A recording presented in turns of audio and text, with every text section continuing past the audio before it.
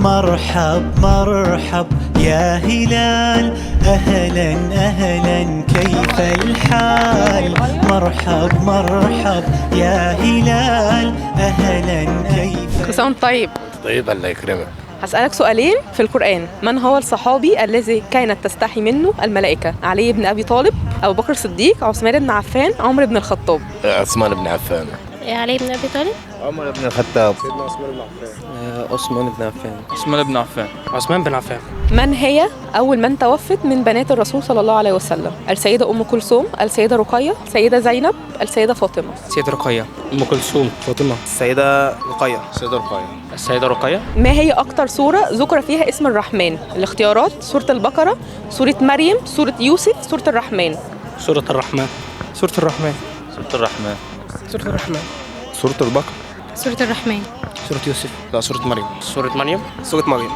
في أي سنة هجرية كانت غزوة أحد؟ السنة الثالثة، السنة الرابعة، السنة الخامسة، السنة السادسة؟ السنة الثالثة. السنة السادسة. لا، الثالثة. السنة الثالثة.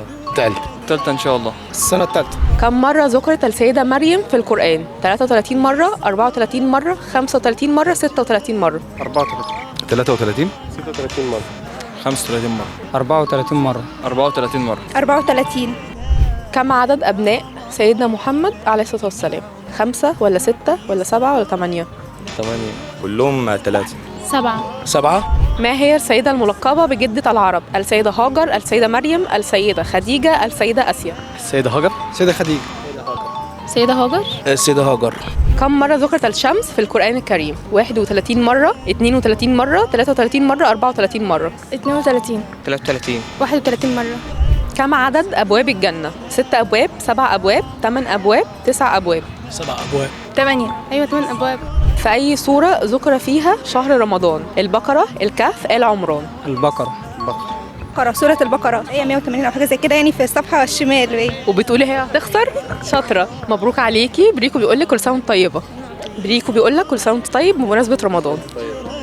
والله يرانا ويسمعنا، نغفر زلا نوصل أهلا، لأن رمضان يجمعنا، نعطي صبرا نأخذ أجرا.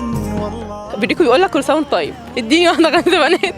نغفر زلا نوصل أهلا، لأن رمضان يجمعنا، نعطي صبرا نأخذ أجرا. والله